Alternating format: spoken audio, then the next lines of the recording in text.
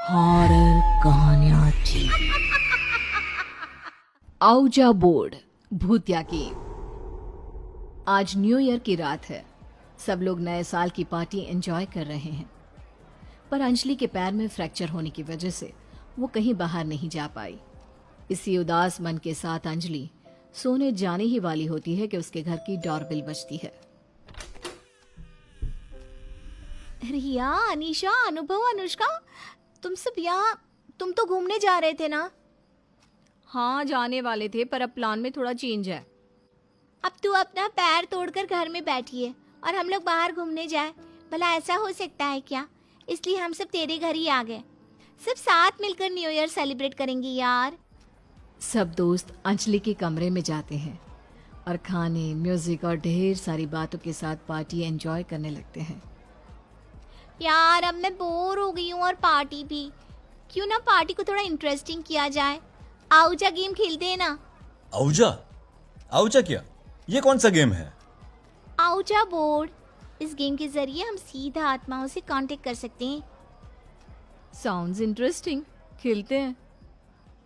अंजलि भूत, प्रेत, आत्माओं जैसी बातों को थोड़ा बहुत मानती थी, इसलिए जैसे ही सब हाँ बोलते हैं, अंजलि डर कर सबको गेम खेलने से मना कर देती है, पर कोई उसकी बात नहीं मानता। और जैसे ही रिया आउजा बोर्ड निकालती है, अचानक मौसम बदल जाता है। तेज आंधी तूफान के साथ बिजली कड़कने लगती है। यार, तुम लोग मान क्यों नहीं रहे हो? मैं कह रही हूँ ना, मुझे कुछ ठीक नहीं लग रहा। हमें इस तरह से इस गेम को नहीं खेलना चाहिए। यार, मौसम ही तो है। मौसम तो बदलता रहता है। मैं खिड़की बंद कर देता हूँ, शायद उसके बाद तुम्हें डर ना लगे। अविनाश खिड़की बंद कर देता है। अब अंजलि, अविनाश, अनीशा और रिया चारों मिलकर आउजा बोर्ड के चारों तरफ एक एक कैंडल लगाते हैं, जिसके बाद सभी दोस्त अपनी एक एक फिंगर आउजा बोर्ड के कॉइन पर रखते हैं और आत्मा से कांटेक्ट करने की कोशिश करने लगते हैं। क्या यहाँ कोई स्पिरिट है? हम उससे बात करना चाहते हैं। यहाँ जो भी स्पिरिट है वो हमसे बात करना चाहती है क्या? तो बताओ, तुम हमें क्या बताना चाहती हो?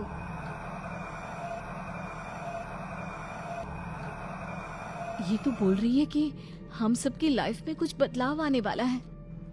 ये पढ़ते ही अंजलि बहुत ज्यादा डर जाती है। तभी उसे ऐसा महसूस होता है जैसे कोई साया उसके पास बैठा उसे घूर रहा है।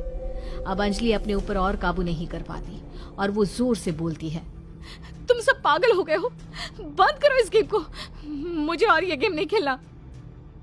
अंजलि ये बोलती ही है कि अचानक उसके कमरे की सारी खिड़कियां अपने आप खुल जाती है और एक ठंडी हवा का झोंका अंजलि के पास से कुछ इस तरह से गुजरता है जैसे कोई साया उससे टकराया हो, और तभी उसके कमरे का दरवाजा भी अपने आप खुल जाता है।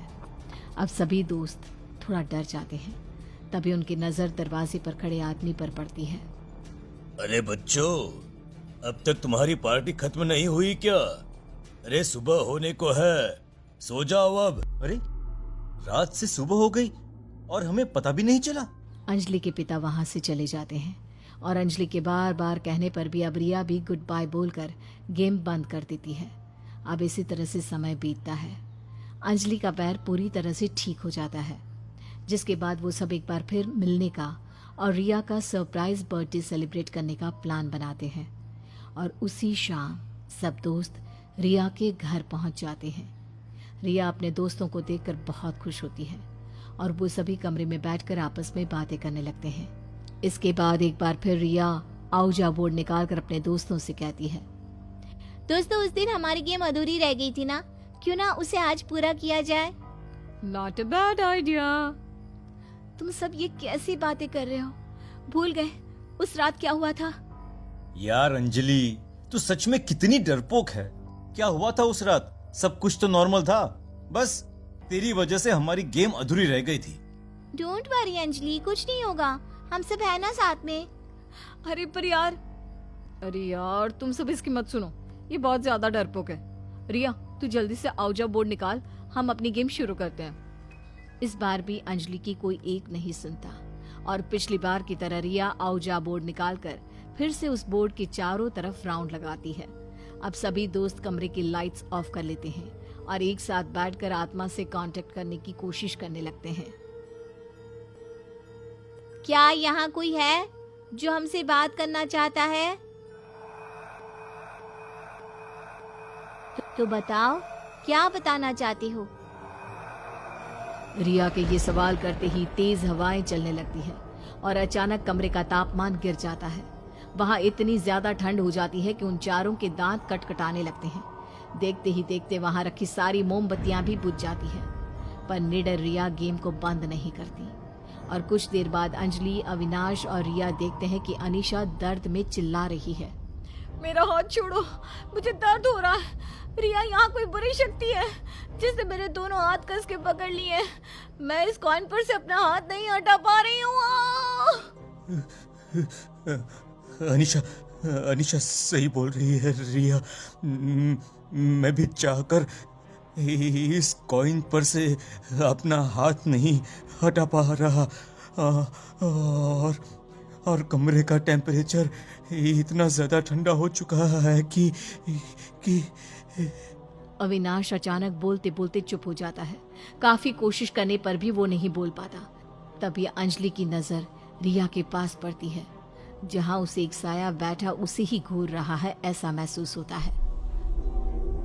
तुम्हारे साथ कौन बैठा है रिया? रिया अपने साइड में देखती है पर उसे कोई नजर नहीं आता। अंजलि आगे कुछ बोल पाती, इतनी देर में साया उसके पास से होकर गुजरता है और उसके कानों में कहता है, मैंने कहा था ना, तुम सबकी जिंदगी में बदलाव आएगा। आज वही दिन है। आज के बाद तुम चारों की जिंदगी पूरी तरह से बदल जाएगी। अंजलि किसी को कुछ बता पाती कि एक बार फिर अनीशा जोर से दर्द में चिल्लाती है, मुझे मत मारो, मुझे दर्द हो रहा है। आखिर मेरा कसूर क्या है? अनीशा को दर्द में देखकर रिया, अविनाश और अंजलि के होश उड़ जाते हैं। अनीशा के हाथों पर अब किसी नाखून के निशान भी साफ साफ नजर आ रहे थे, मानो जैसे कोई जानबूझकर उसके हाथों पर नाखून से वार कर रहा हो। मुझे लगता है अंजलि बिल्कुल सही बोल रही थी। हमने इस गेम को खेलकर बहुत बड़ी गलती की है। हम चारों को मिलकर किसी भी तरह गुड बाय बोलकर गेम बंद करना होगा। वो चारों गेम को गुड बाय बोल उसे बंद करने की कोशिश करती ही हैं कि तभी अनीशा अपनी जगह से उड़कर दीवार में टकरा जाती है। अब अविनाश भी अपने आप अपनी जगह से उठ खड़ा होता है और दीवार में जाकर अपना सर पटकने लगता है। ये खेल शुरू तुमने किया, पर इसे खत्म मैं करूंगा।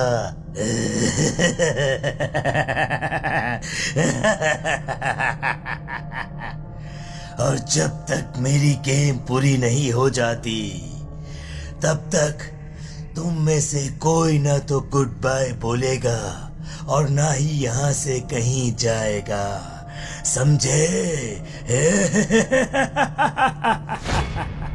डर से सबकी आंखें फटी रह जाती हैं। सब अपने आप को बचाने के लिए कोई ना कोई तरकीब अपनाने लगते हैं, लेकिन कुछ भी उनके काम नहीं आता। तभी अंजलि हनुमान चालीसा पढ़ना शुरू करती है। जय हनुमान ज्ञान गुण सागर, जय कपीसति लोक उजागर। अंजलि के हनुमान चालीसा पढ़ना शुरू करती ही कमरे का माहौल बदलने लगता है। अब चीजें हवा में उड़ने लगती हैं। अनीशा और तेज चिल्लाने लगती है। अविनाश पहले से दुगनी तेजी से अपना सर फोड़ने लगता है, पर अंजलि नहीं रुकती। जिसके कुछ देर बाद वहां अचानक एक पल की शांति हो जाती है। जल्दी गुड बाय बोलो। रिया के कहते ही सब आउजा बोर्ड के पास आकर बिना एक पल की देरी किए गुड बाय बोल देते हैं। अब बेहोश होकर वहीं गिर जाते हैं। अब अंजलि को होश आता है तो उसके सामने उसके पापा बैठे थे। अंजलि बेटा, बेटा तुम ठीक तो हो ना? आखिर तुम लोगों ने ये क्या कर दिया? क्या हुआ पापा? और मैं यहाँ? बच्चा, अनीशा अब हमारे साथ नहीं रही। अविनाश की दिमागी हालत इतनी खराब हो गई है कि डॉक्टर ने बोला है वो कभी ठीक नहीं हो सकता। रिया कहाँ है किसी को कुछ नहीं पता, और तुम भी आज 2 दिन के बाद होश में आई हो। अपने पिता की ये बातें सुन अंजलि के होश उड़ जाते हैं। वो रोते हुए अपने पापा को गले से लगा लेती है। पर उस रात हुआ क्या था जिससे इन सब दोस्तों की जिंदगी इतनी बदल गई? किसी को कुछ पता नहीं चला।